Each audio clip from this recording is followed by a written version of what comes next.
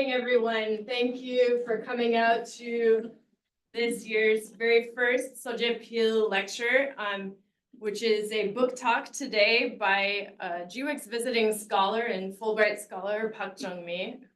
It's my great pleasure to welcome her here this morning. She's been at GWIX for almost a year now as a visiting scholar, so this really caps the end of, I think, a productive year of research here in Washington, D.C.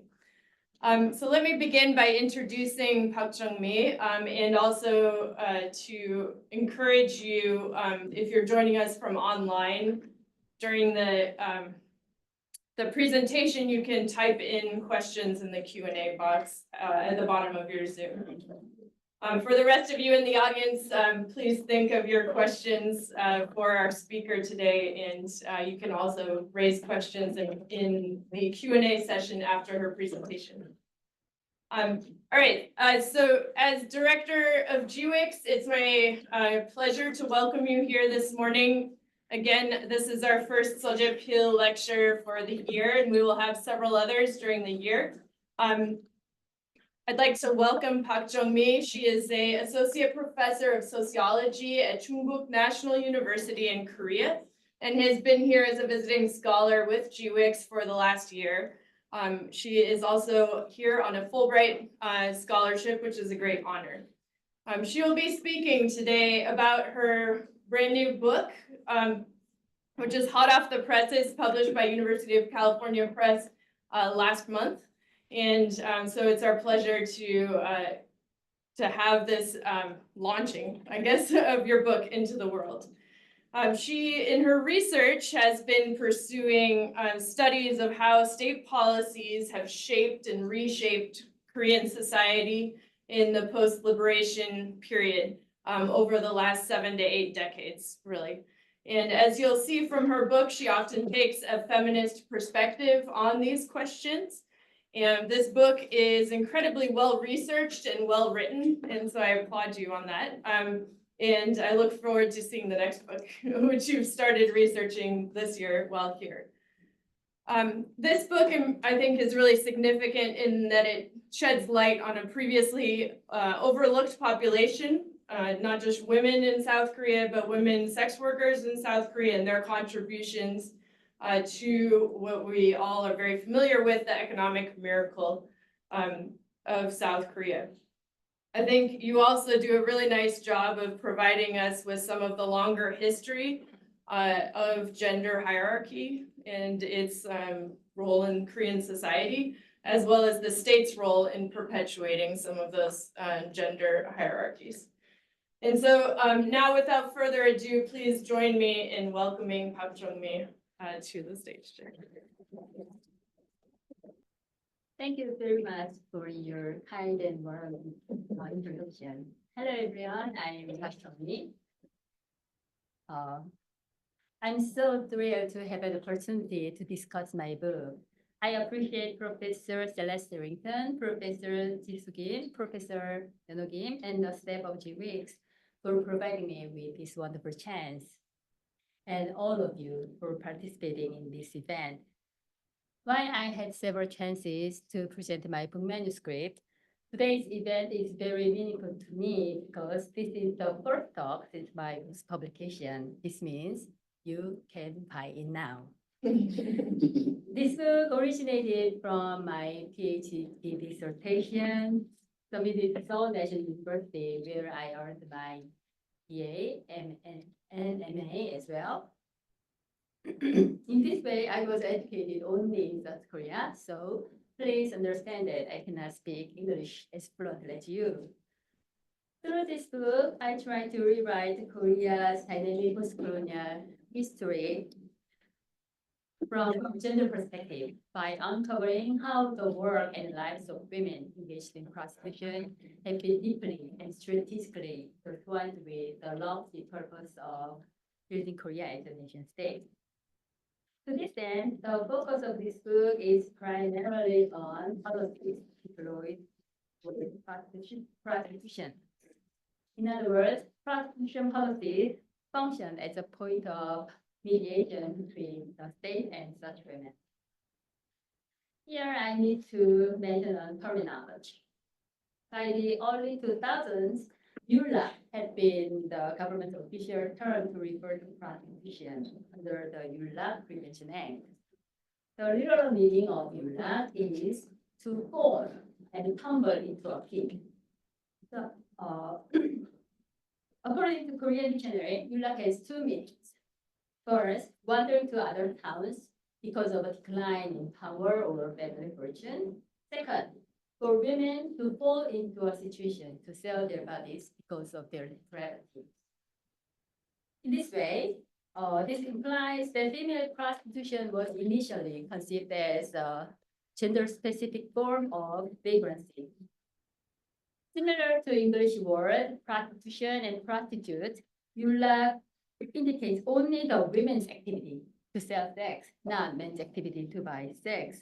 Therefore, I use prostitution and prostitutes as the closest translation of EULAC and EULAC and hijab, despite their derogatory connotations. Another notorious term was 위안부. In general, as you already know, 위안부 refers to the sexual slaves drafted for the Japanese Imperial Army. The Korean government inherited this term as a label for women who sexually served American servicemen. I translate 위안부 into comfort women, as many scholars and activists have done. Korea is an exemplary case of so-called compressed modernity, as Jang Kyung-sub has conceptualized, passing through colonization, liberation, developmental dictatorship, and finally, and quite exceptionally, succeeding in economically developed democratic country in only a century. Adopting a longue durée approach, this book analyzes how, in the process of this dynamic century of nation building, prostitutes or sex workers were marginalized, but simultaneously mobilized by the state to devote themselves to the needs of the nation. However, the state sexuality considers women engaged in prostitution not as the passive victims of state policies, but as the active agents who protested their oppression. Also, my study focuses on not only the moment of solidarity between sex workers and middle-class feminists, but also the ongoing tensions between the two, produced and exacerbated by their different positions in the gender and class hierarchy. This book consists of 5 chapters. Chapter 1 addresses the process of abolishing colonial prostitution legacy, that is, public prostitution system, that is, state-regulated prostitution, in Korean, 공참제, amid Korean people's enthusiasm for decolonization. Chapter 2 analyzes how the Korean government and the US military cooperated with each other to make comfort women for American servicemen into patriots to devote themselves to the needs of the nation. And the Korea-US military alliance, therefore, Korea's national security. Chapter 3 investigates the processes by which the Korean government promoted sex tourism and endeavored to position prostitutes as contributors to national development. I think chapter 3 well fits into your class, Professor Ellington's class. In today's talk, I will focus on chapter 4, ladies and gentlemen and prostitutes, while chapters 2 and 3 reveal how the Korean government directly mobilized sex workers for national security and national development. Chapter 4 examines how such policies ultimately contributed to the making of Korea's national community composed of gendered citizenry. Chapter 5 discusses about feminist attempts to reconstruct Korea as a moral nation by suppressing prostitution with more stringent prohibitionist laws in the early 2000s, and the epilogue sketches a few scenes after the 2004 prohibitionist laws. I also discuss some parts of chapter 5 and epilogue. All right, I'd like to begin my talk with a short video clip, which is an episode of the Korean news, Daehan News of 1963. It does not have English subtitles, so I'll translate the narration later.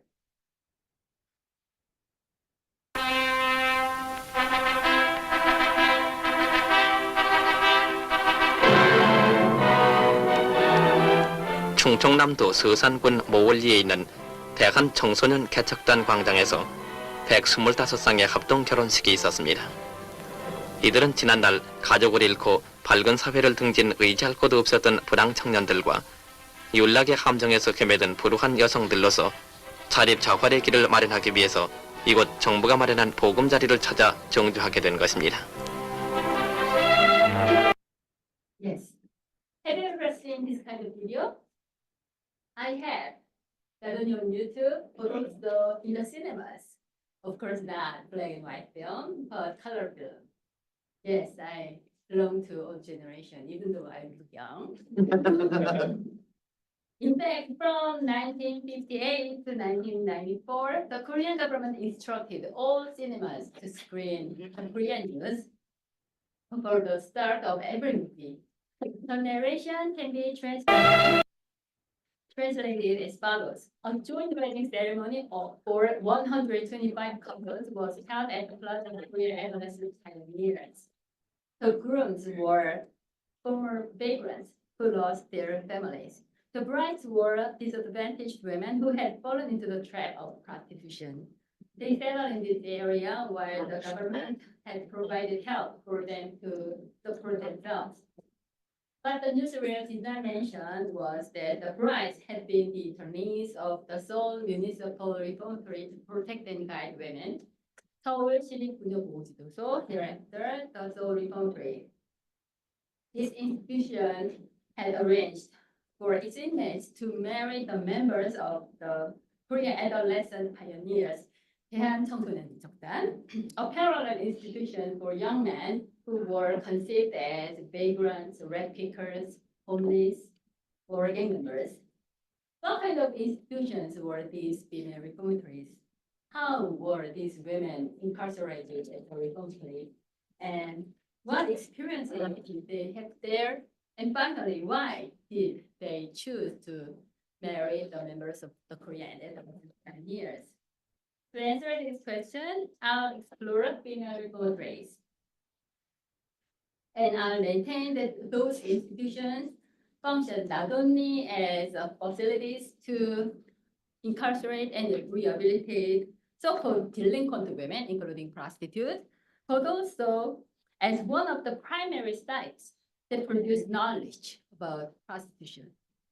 And they had the effect to establish gender hierarchy in the Korean national community.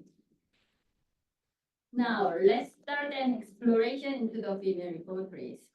In his memoir, The State, Revolution and Me, Park Jeong-Mi, as a military coup leader and president candidate, asserted that powerful measures were necessary to address prostitution because wherever prostitutes go, they accompany evil, violence, and other forms of anxieties.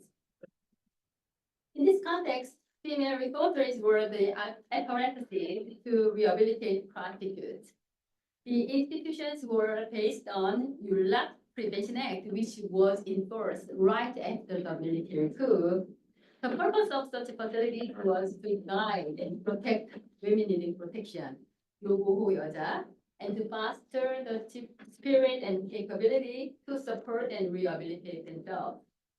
The reformatories had to conduct a wide variety of tasks, including counseling, inquiry into the cause of prostitution, child placement, incarceration, and so on. Nonetheless, the top priority was incarceration.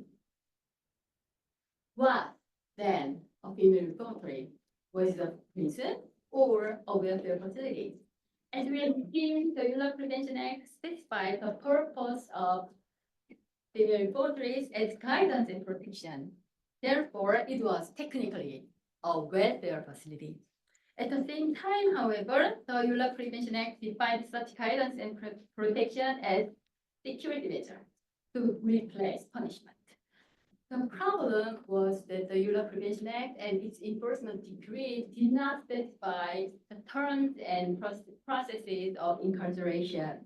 As a result, the women needing protection, 요고 여자, were confined to the reformatories without a trial or definite terms of internment.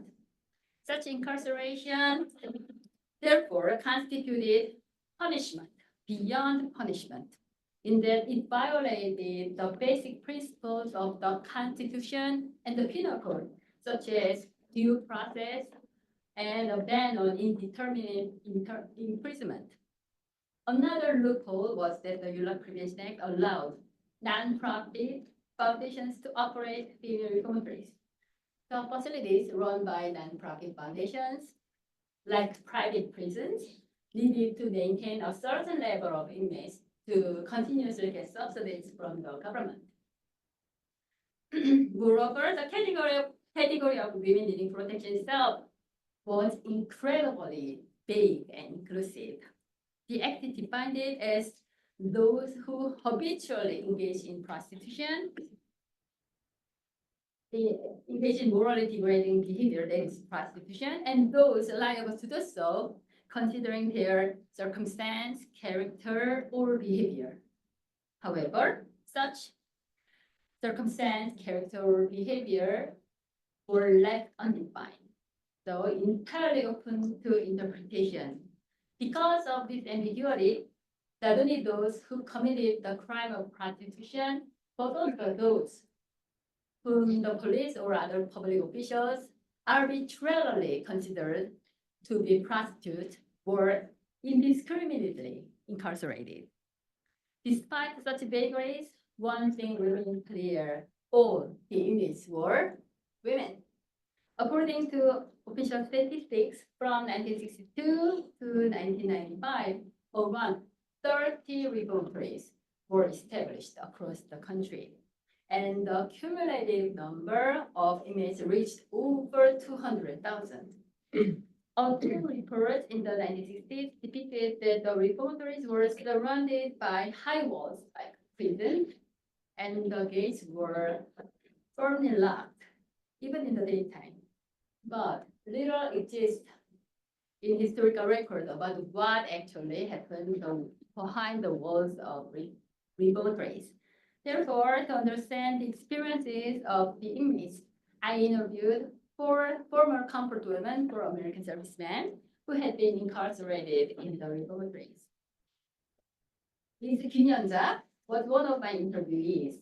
She had been a comfort woman for U.S. military personnel in the 1960s and 70s, and became a Christian missionary in 1991.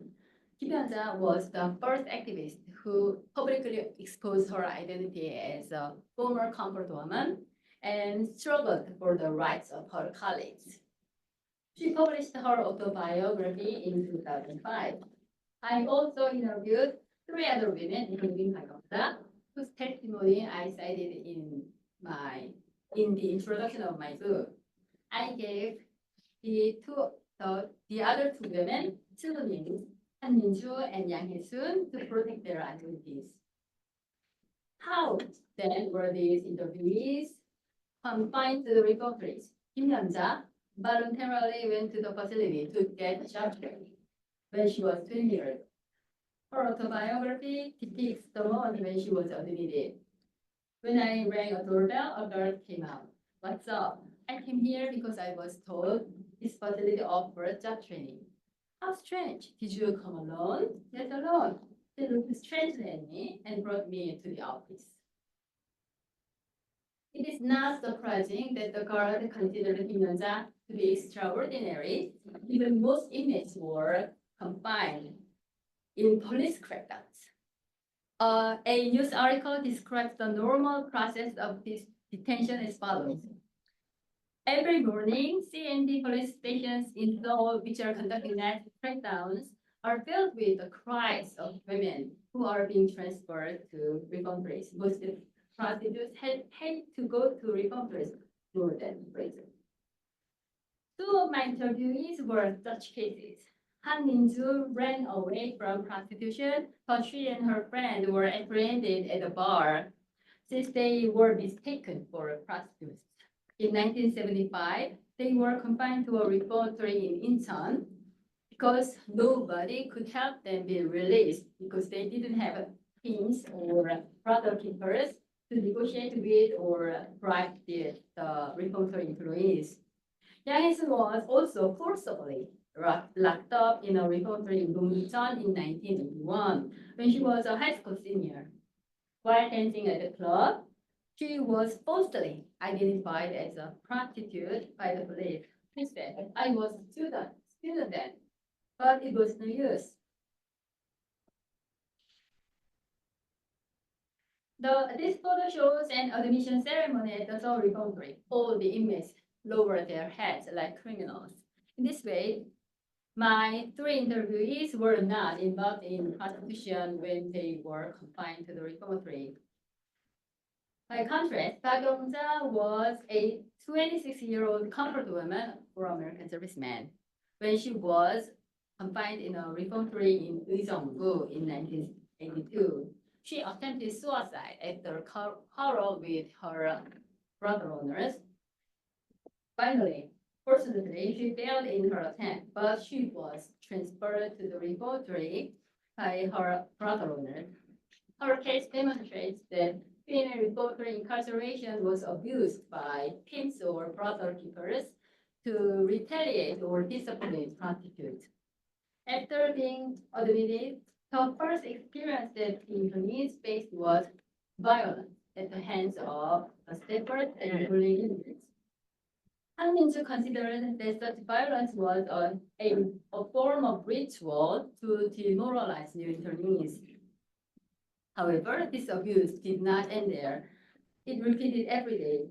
According to Han Min-ju, they had to wake up early in the morning and were forced to crawl.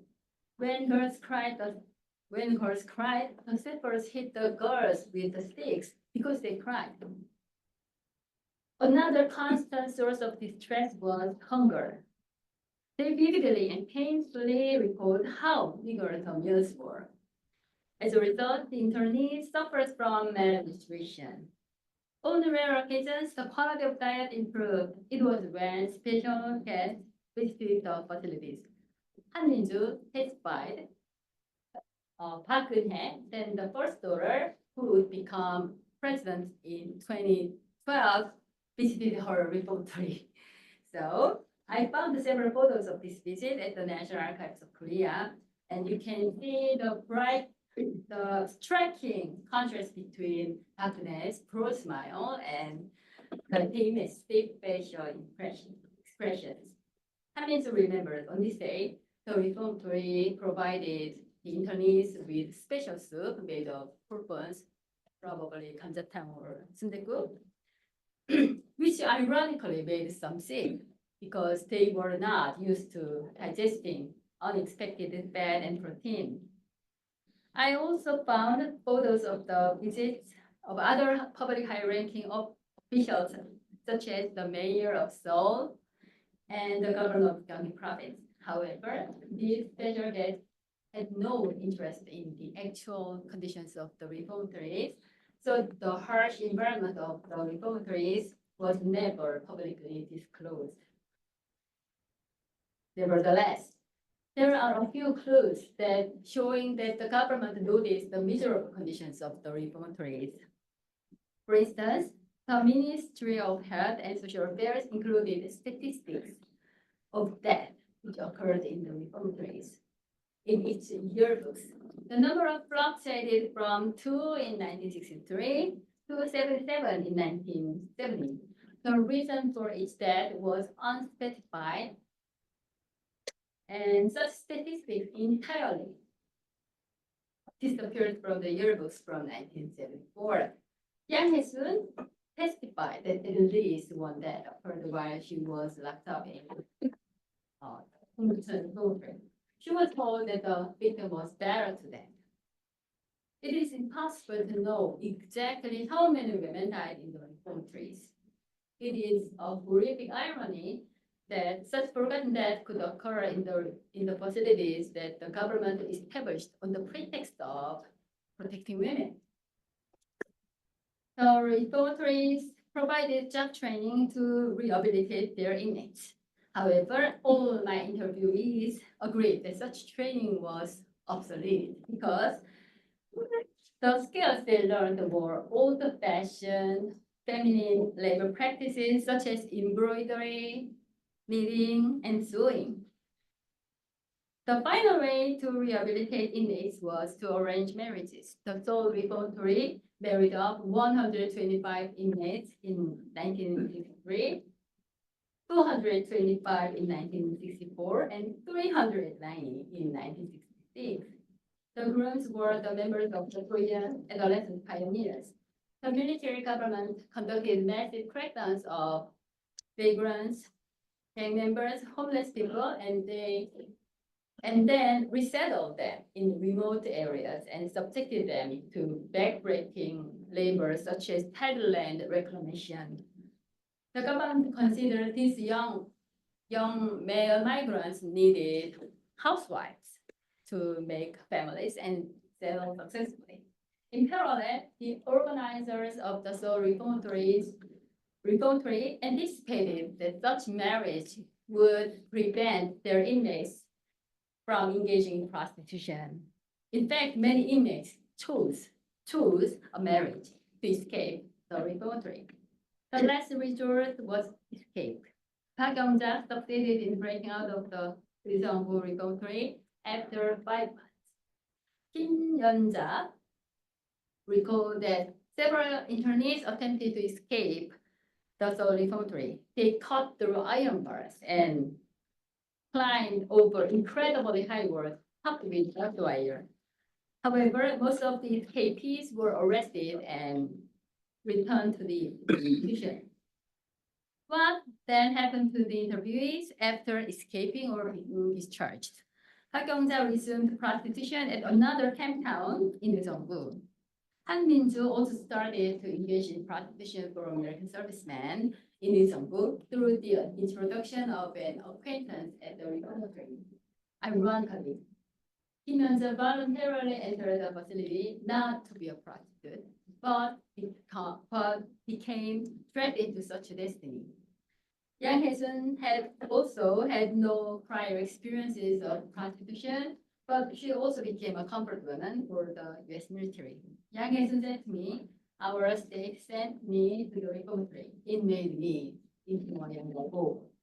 It may be too much to assume that all female reformatory internees, followed a similar path as my interviewees.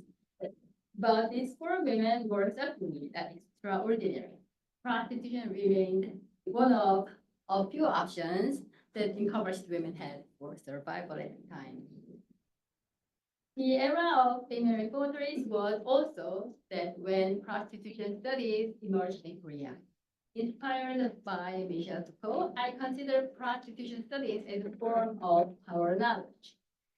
In 1966, Kim Yong-ah earned her PhD from the Graduate School of Public Administration, Seoul National University. She is my alumni. 1 year earlier, she published an article entitled "A Factual Report on Prostitutes," focusing on the inmates of the Seoul Reformatory, 윤락 여성에 관한 실태 보고, 시대 부녀 보호 제도도 원생을 중심으로.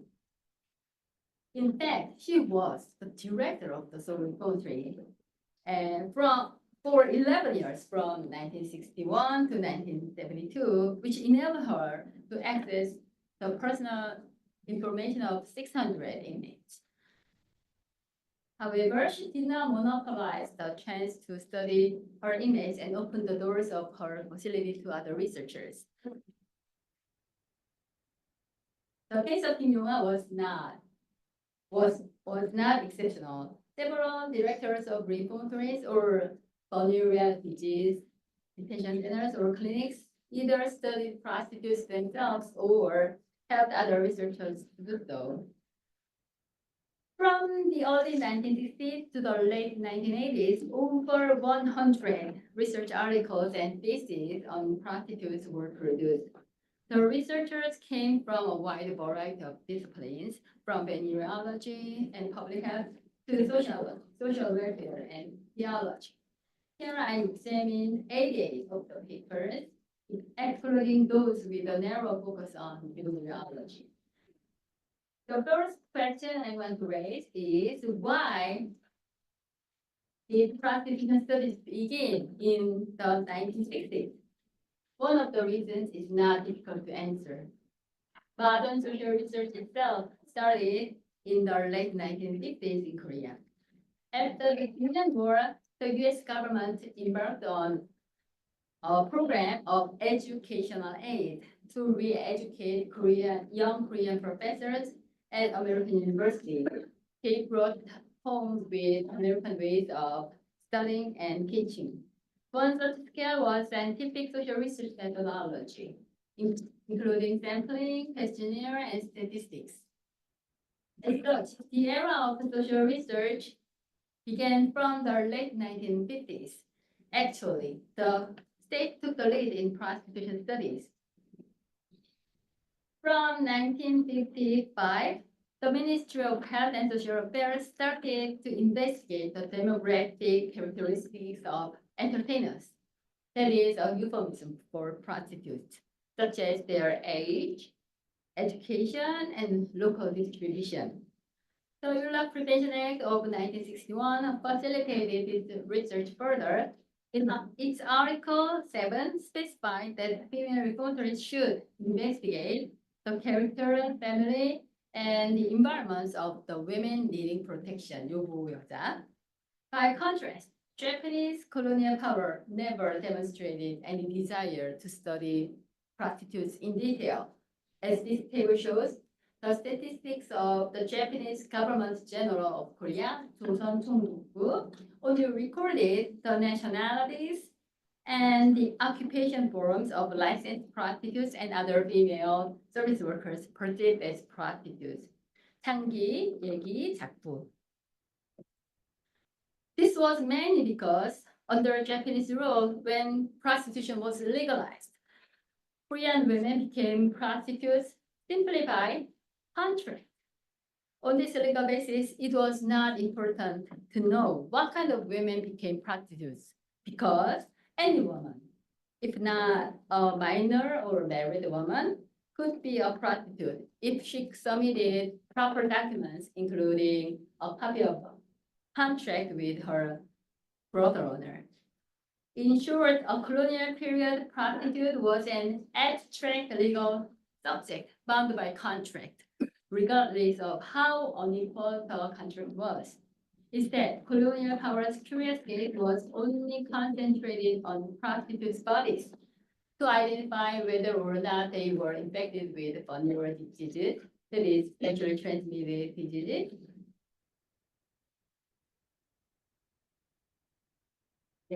The colonial police instructed doctors to examine prostitutes' bodies under the label. Therefore, the will to know about prostitutes more concretely emerged after prostitution was criminalized. Not only government officials like Kim Yong-ah, but other researchers started to ask such questions as what kinds of women become prostitutes? Why do they engage in prostitution? That is, which is now a crime. And how can the state and society rescue them from prostitution? Thus, it was no coincidence that prostitution studies suddenly increased from the early 1960s when the ULAC Prevention Act was enforced. Among diverse social research methods, the most generally used was statistics. Within the 88 articles I reviewed, only 12 papers did not use statistics at all. By contrast, 47 papers, the vast majority, were based on both questionnaires and statistics. As such, the method of statistical analysis was believed to be an effective tool to find out the causes of and solutions to prostitution. The questions varied according to studies. but almost every questionnaire included age, level of education, marital status, etc. Many papers also asked about parents' occupation and education, the number of siblings and children, etc. A few studies investigated IQ, character, the first partner of sex, even the weekly frequency to go to movies or blood types. How successful were these studies? In fact, many studies were full of methodological defects and biases, and their findings provided little information that was not already common sense fact. For instance, regarding their age and marital status, every study found out that the vast majority of prostitutes were unmarried in 20s. A common sense fact at the time, fully predictable without a survey. The researchers also noted that prostitutes' education level was low. However, considering that poverty and gender inequality were prevalent in the 1960s and 1970s, the low education level was a general condition for impoverished women, not specific to prostitutes. Similarly, two researchers examined the prostitutes' IQ and they reached an agreement that vast majority of prostitutes were feeble-minded. However, the IQ tests were conducted at a red light district and a reformatory, respectively. Therefore, it was very difficult to concentrate on tests. In addition, the respondents didn't have any motive to concentrate on the test. The researchers also attempted to find out the circumstances common to prostitutes, but the results were completely contradictory according to samples. The only possible conclusion that can be drawn from these studies was that the women involved in prostitution were not a homogeneous group with shared characteristics, but diverse individuals from diverse environments. Nevertheless, the problematic nature of prostitution studies does not necessarily mean that the researchers did not have power. On the contrary, they had considerable influence in justifying prostitution policies. Several researchers noted not only prostitutes' personal defects, but also their unhealthy family backgrounds. This rhetoric supported the reason for female reformatories as alternative home to alleviate the irregular and pathological influences of their parents. Some researchers also justify the job training in reformatories.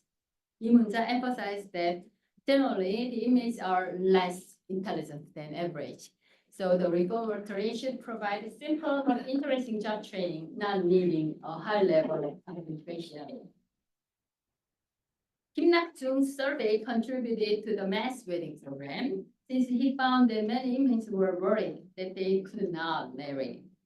For instance, a few researchers even expressed the concern that comfort women could misrepresent Korea to American servicemen. For instance, Lee Eun-in argued prostitutes' low intelligence.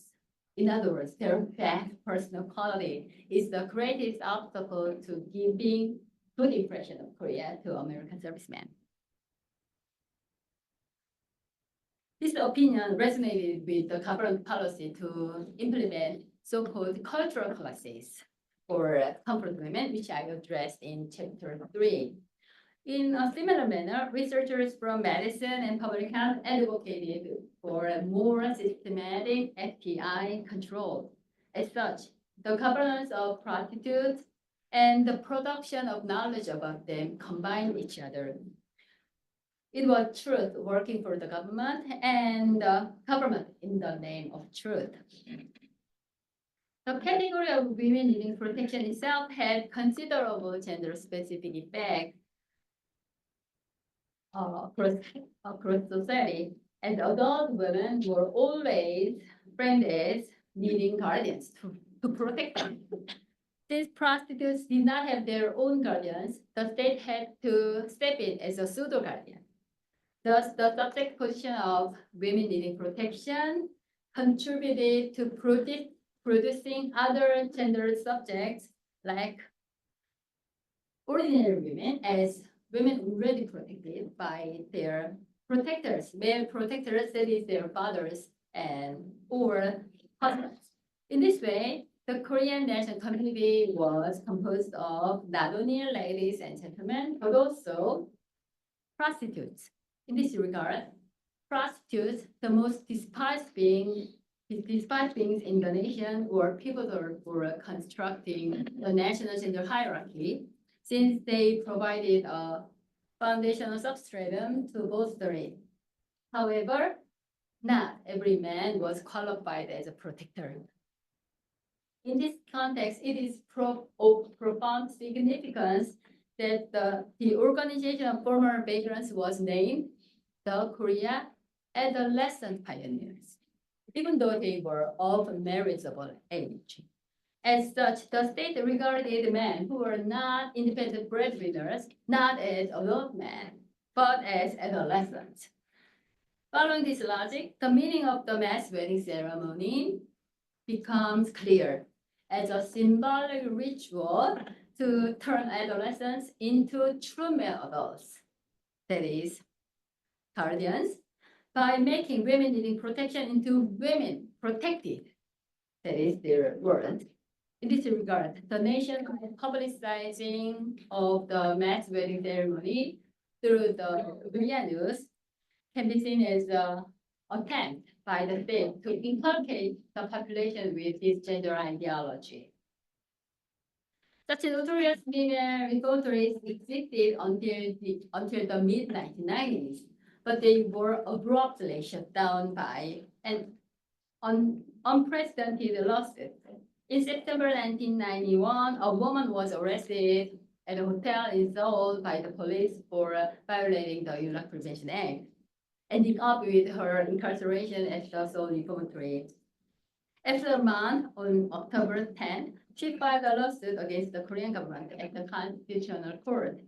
The plaintiff's complaint maintained that the protection accompanying incarceration is unconstitutional, in that it violates her basic rights guaranteed by the Constitution.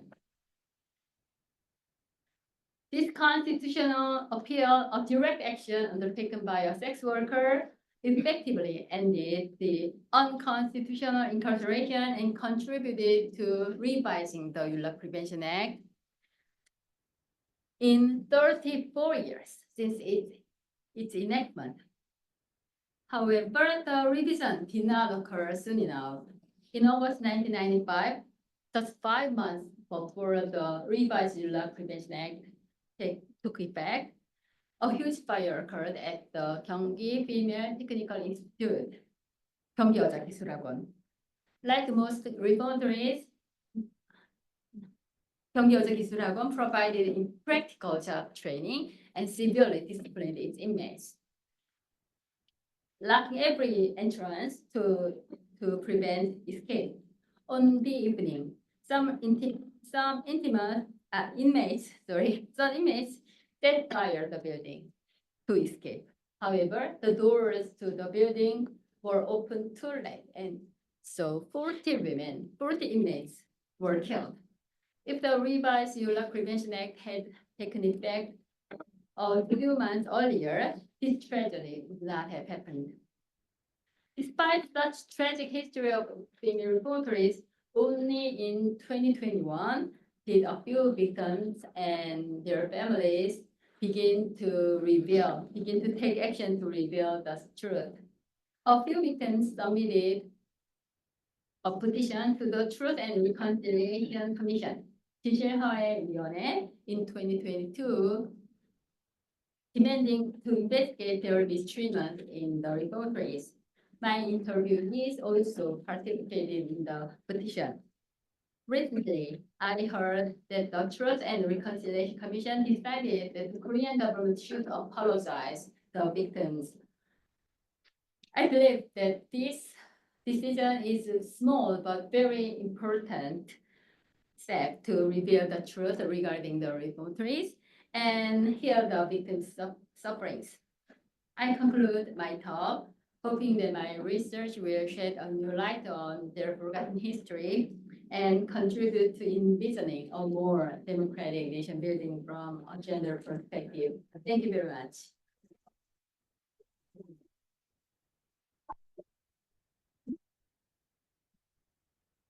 Thank you very much. We're going to shift gears to sitting over here. As we do so, please think of questions that you might have for our speaker. Very much for your presentation, which I think really gave a flavor of how rich this book is in terms of research, using a variety of different methods from interviewing to the meta-analysis of published papers. I wanted to start off maybe and ask you if you could tell us a little bit more about the research process for this before taking a question from the rest of you. How did you first come across this topic? As you were exploring the archives, were there any challenges that you faced in the archives or in accessing women who had experienced the reformatories? Were there any gaps that you felt like were missing from the historical record? And I guess if you could have had more time, endless time and money to do the research, are there any areas that you think should have been more researched, that you would have liked to research more? Yeah, you can answer and then I'll take a question from the rest. Yes, thank you very much for your very intriguing question. What made me study this issue? As I wrote in the acknowledgement of my book, prostitution has always been near me since I realized I'm not only a person, but also a woman. In Korea, as in many countries, to be a proper woman meant not to be a sex worker. So, but I can introduce two very impressive moments that directly made me get interested in this issue. The first one is the fire I mentioned in my presentation, which occurred at the Gyeonggi Female Technical Institute in 1995. I remember the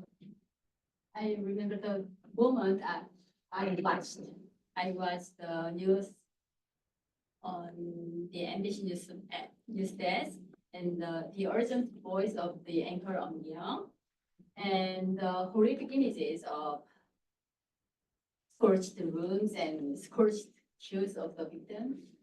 So after that, I came to think that if you are deviant from moral codes, so considered bad girls, you can be punished for that. Not just legal punishment, but also social punishment. And another momentum was that Ms. Kimyeonja's autobiography. After reading that book, I decided to study prostitution, this issue, in earnest for my PhD dissertation to explore what social conditions circumscribe the lives of women like Kimyeonja. So that's why I started to study prostitution, and especially I wanted to know how the government controlled the women and how the government made such subject positions, how the government controlled the women, and how the government contributed to the making of national community. So that's why I delved into the archive of the papers. Did you find anything missing in those archives? Yes. Are there gaps? Say you talked about the statistics from the Ministry of Health and Social Welfare stopped counting Right. prostitutes. Right. There are so many vacuums like that. So that's why I decided to conduct interviews, but still it is very difficult to, know all about prostitution through archival research, but it is necessary, I think, to use your imagination to read the archives along and against the grain, so we can find some clues that the archives didn't want to show you. Thank you. I have many more questions for you, but I do want to give our audience a chance to ask questions. So please raise your hand and identify yourself if you would like to ask a question.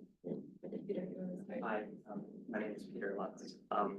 My question is about, a lot of this has to do with the government and the women specifically involved. I'm curious about what was the depth of the public knowledge and the public support for the reformatories? Was there a lot of, like you mentioned, the fire was shown on the news. Did the public support it? What did the public know about how the government was treating the women? That's my question. Yeah, thank you. Very important question. Actually, the Korean society didn't show much interest in the reformatories. I think it is related to the fact that many people believe that such women were, degraded women, so they should be punished in that way by incarceration. Or even some people believe that they had to be segregated from so-called normal society. So, for instance, many internees attempted to escape, but the neighbors near the reformatory reported the escapees to the reformatory in receiving some, rice or flowers like that. So I think the society also cooperated with the government in controlling such women. Thank you. Hi, I was wondering if you have visited the American archives to see if there's any demand, for example, from the American government for the services of the prostitutes, because you mentioned encouragement from the Korean government for the supply side, but if there's anything from the American federal government side. Yeah, actually, I addressed that issue in chapter 2. So pleased by the no, just kidding. But yeah, it is very, complicated. Actually, of course, the federal government didn't state like that. We need prostitutes for U.S. Korea military alliance, but some commanders in the USFK thought that it was necessary to, comfort American servicemen to boost their morale or like that. So I could find several documents that show the evidence that the U.S. military stationed in South Korea also needed the system of prostitution. Along these lines, if I might add a question, the part of the shift that you trace in chapter 2 is the beginning of regulating prostitution. And both the U.S. military authorities and the new ROK government in South Korea wanted to make sure that they could control the women who were engaged in sex work or prostitution, and also control diseases. You mentioned venereal disease being a particular concern. As that regulation developed, how much of it was demanded by the U.S. military government in the 1945 to 48 period, or later by the U.S. military once the ROK government begins, and how much of it were other actors, say social welfare researchers from the United States or Christian missionary organizations, or you mentioned the nonprofit organizations. Not ROK government or just US military, but what other actors were involved in developing this regulatory system? Yeah, that's very important question. Actually, I can say that the US military in Korea involvement, intervention in Korea's prostitution policies gradually extended from the right after the Korean War through the 1960s and 70s. For instance, although the Korean government did their best to control venereal diseases of comfort women for the US military, US military was always dissatisfied with the results. So, but until the 1960s, from the 1960s, the US military directly demanded to, establish facilities to incarcerate infected comfort women. So the Korean government adopted that suggestion. So so-called vulnerable detention centers were established from the mid-1960s. That way, and for example, in the 1970s, the U.S. military and the Korean government conducted so-called Camptown cleanup campaign. So during the campaign, the U.S. military could expand intervention into Korean government's policy more aggressively. So, for example, the military demanded, for example, of comfort women not to discriminate with soldiers according to race like that. So the U.S. military in Korea could control not only comfort women's bodies, their sexually transmitted diseases, but also their minds, their behaviors like that. So in this way, the scope of intervention of the U.S. military in Korea gradually expanded. But from the early 1990s, the situation had changed because Korea experienced democratization in the late 1980s, and Korea achieved a great economic miracle. So the relationship between Korea and the U.S. military changed. So from that time, the U.S. military started to, not tolerate prostitution. So zero toleration policies like that. So I think the U.S. military and Korea relationship was influenced by the Korean society change as well. Thank you. I'd like to open it up to another question. Lisa.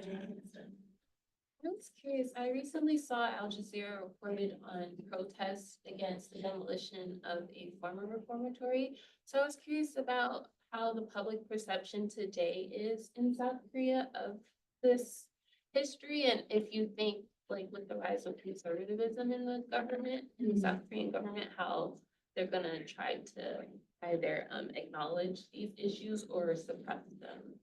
Wow, you are very well informed of the current issue. Actually, as you said, there is one remaining PD detention center in Korea, and the local government and the many residents want to destroy it and renovate it to, tourist attraction. But some civil civil society, some civil activists want to preserve that building as a kind of and renovate it to a museum to commemorate Canton women's sacrifice and their forgotten history. So still, but unlike the Japanese military comfort women, U.S. military comfort women is a kind of many people think it's a kind of taboo, and they fear that it can harm the U.S.-Korea military alliance. So, but nowadays many people think it is necessary to preserve the building, the Monument Detention Center, and not to forget the kind of dark side of Korea's contemporary history. You mentioned the Korean Constitutional Court case, the Truth and Reconciliation Commission recently recommended that the South Korean government apologize. Right.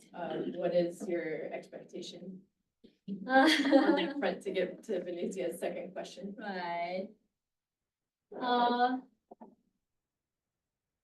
In 2020, just one place, 2023, former comfort women for the U.S. military won the legal victory against the Korean government. They filed a lawsuit against the Korean government for violating their human rights, like compulsory examination of their bodies and compulsory treatment at the detention centers. In this way, I think it is very important cornerstone of Korea's democracy. But at the lawsuit, the female reformatories was not dealt as an issue. The lawsuit was concentrated on the forceful BD examination and treatment and quarantine. So I think that the Truth and Reconciliation decision can be a springboard for another lawsuit against the Korean government like that. Yeah, I hope. Thank you. I'd like to open it up to other questions. My name is Ruby. And you mentioned that now prostitution is illegal in South Korea, which is like it is here. And I know that in America, even though it is illegal, sex work, unregulated sex work is still a big thing that happens, and there's a lot of violence and mistreatment. So I was wondering, now that prostitution has been illegalized, are there any considerations about the unregulated aspect in South Korea? Right. Actually, in Korea, prostitution has been illegal from 1948. Okay. Yeah, but as I said before, as I explored in chapter 2 and 3, the Korean government has actually boosted prostitution for national development and national security. Nowadays, especially in 2004, more stringent prohibition acts were enacted, and it is now being implemented. Even though that, despite that, the sex industry in Korea, the size of sex industry is very huge. So, yeah, I think it is very difficult to address this issue. How can we, guarantee the women's involved in the sex industry their rights? At the same time, how to decrease the size of sex industry? It is very difficult conundrum for Korean feminists now. Thank you. I'll take a question from the side, Peter. So my name is Peter Moody, and I'm Korea Foundation postdoctoral fellow and visiting scholar here at George Washington University's Institute of Korean Studies. Thank you so much for this rich texture and, as you indicate in your introduction, ultimately consequential research that you have put together in this work. And I'm still working my way through it, but it's very captivating, and I appreciate it very much, as well as your illuminating lecture. Although my research is on a completely different topic, there's so much to learn from your writing style, investigation processes. I have so many questions. I'm just going to focus to two, but maybe I can reach out to you later. First is pretty short. Why do you believe that the toleration regulation regime surrounding prostitution was a major impetus of the biopolitical state, rather than just one of many manifestations of it? And my other is one thing that engaged me about your work is your ambiguity between nation and empire. And that's something I've been long a critic of, this empire to nation trajectory, again, as a grand narrative. However, it seems that you shy away from this whole critical discourse against what might be called Cold War era neo-imperialism. And I'm not necessarily a subscriber of that, but as an observer, I'm wondering, why is your thesis in regard to the needs of the nation? Why is it not the needs of the empire and the suppression of South Korean nation building, which should involve the actualization in earnest of democratic principles?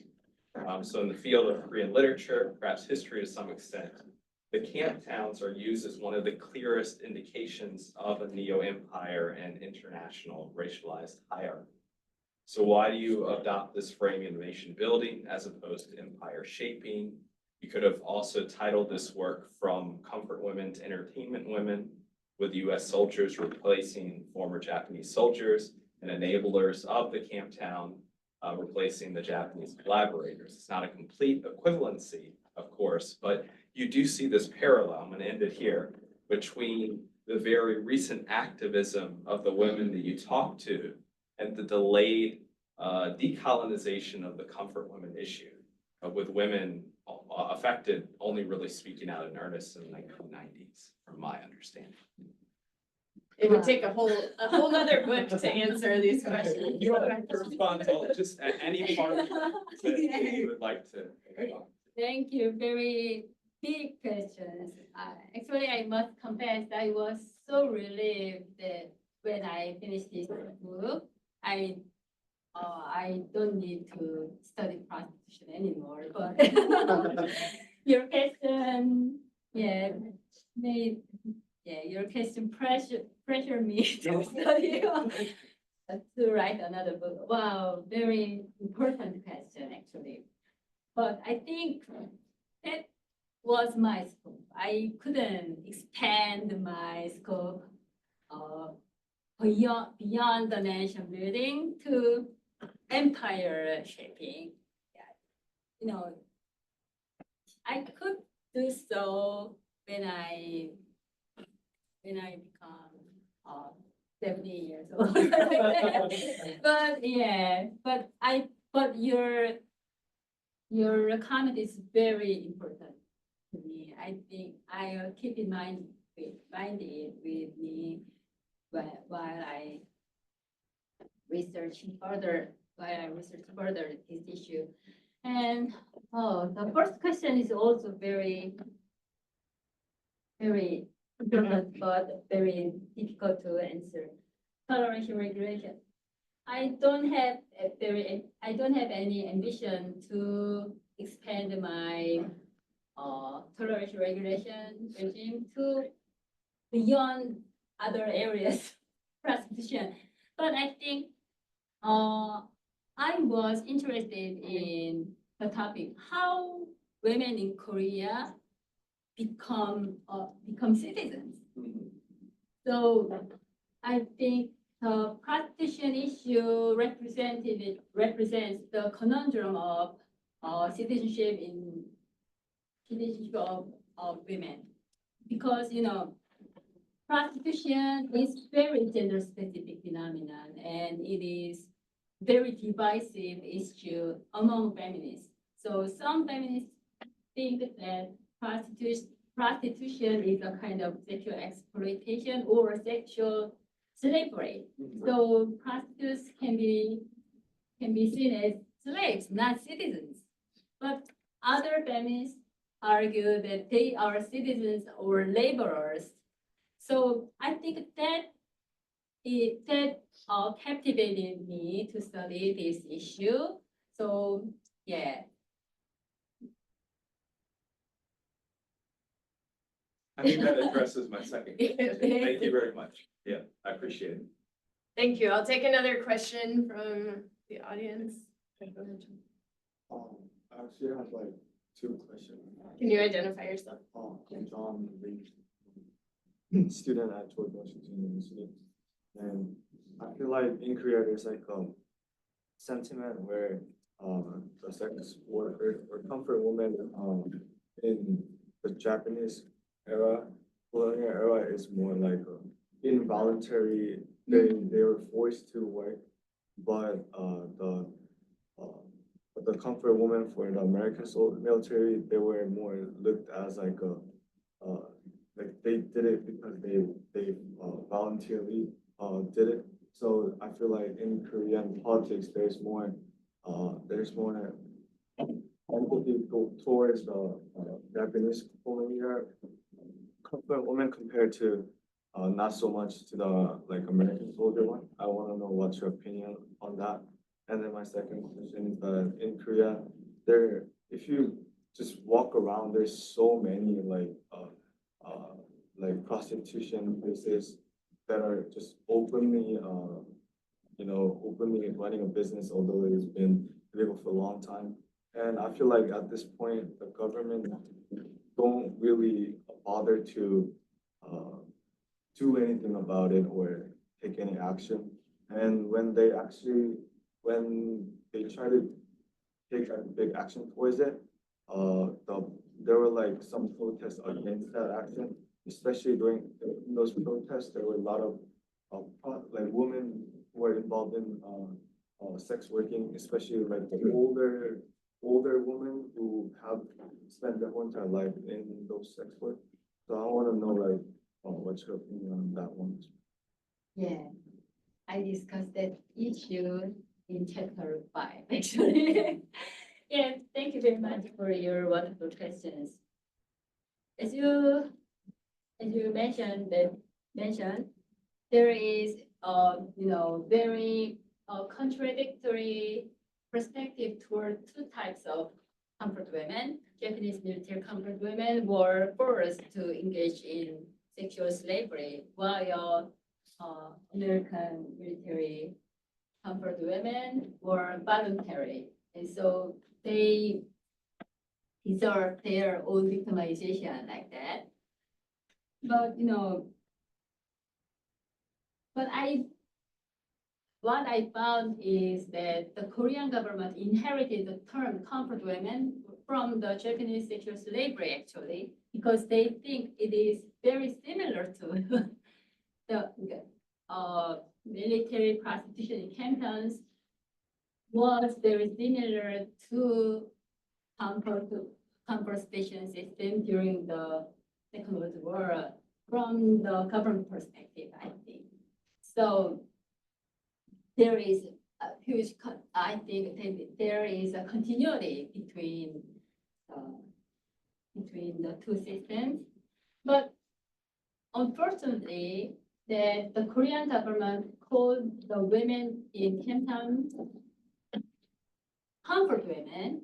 Officially, they called comfort women. These facts was forgotten and coincidentally with the emergence of Japanese military comfort women issue in the early 90s. And before the early 1990s, when Ms. Kim Hak-soon came forward to testify that her tragic history as a former comfort woman, Korean people's sentiment toward Japanese comfort women was not very different from the current attitude to American military comfort women. They were, eroticized in Japanese military comfort women were eroticized in, movies or novels. So I think the current attitude toward Japanese military comfort women was not innately natural, but it was a kind of outcome of feminist activism of the 1990s. So I think I think similarly, feminist activism and studies relating to Chemtowns or other sex industry sectors, feminist studies can change the attitude toward the kind of sectors as well. And right, in Korea, prostitution is illegal, but everyone knows that is prevalent, right? So, as you said, when a feminist campaign to enact the Prostitution Prevention Act in the early 2000s to protect the human rights of sex workers. The sex workers themselves protested the laws because it criminalized not only clients or teams, but also the sex workers who cannot prove themselves as victims. So I think it was very dramatic moment in Korea's feminist history because feminists were challenged by their disenfranchised sisters. So yeah, it is very difficult how to solve this problem, how to address prostitution. But after researching for my book, I arrived at the conclusion that prostitution is very different from other types of labors in that it relates to very intimate sphere of fear, the private sphere that is sex. So many people believe that it should not be sold in market, but at the same time, we cannot deny it is a sort of labor because it is in many cases it is based on contract, not by force. So I think, yeah, it is necessary to start from that point. What is prostitution, and how we can address this issue? I think it is necessary to start from that. Thank you very much. Can I just? Yeah, Yoongi, a quick question? Yeah, I'm Yoongi Kim Runo. I'm senior advisor to the Institute Weeks. I recall, I think the attitude about Korean prostitution was actually not different from the American government's point of view. When I came here to study in the early 60s, there was a Time magazine article quoting a American chaplain saying those innocent American soldiers are ruined or spoiled by Korean women, of course, referring to the prostitutes. So I was actually enraged by that article, and there were 70, I was at UC Berkeley. I wrote an official letter getting signatures from all 70 boys. I was the only woman, and sent a letter to the Time magazine. You should stop doing this to Korea because did you ever think Korean women were being ruined by those American soldiers? They did send me a short letter saying there will be a longer response to your letter because there was 70, legitimate students from Korea protesting. And the next letter never arrived, but I noticed for many years, they never badmouthed Korea. Very effective letter campaign. So the thing is, this idea that, how about customers? Why don't they talk about customers? And the basic reason for prostitution is economics, period. So did they ever try to address those things from, both countries? And how about the customers? Right. Before you answer, can I add one more set of customers in that you talk about in chapter 3, the Japanese sex tourism? So Japanese businessmen who start to flow into Korea, not just the Americans or the colonial era, but afterwards. How do these customers play into the economic miracle of South Korea? Right. So, yeah. I showed you very unequal policies toward prostitutes or women involved in the sex industry and clients. So actually in Korea, the Yulak Prevention Act prohibited prostitution itself, and it specified to punish not only prostitutes, but also their clients and third parties. But the main target of Korean government's intervention was prostitutes. So male clients were de facto exempt from any punishment or, of course, that kind of incarceration like that. So that gender disparity actually motivated some feminist activists to enact more stringent prohibition laws to properly punish clients. But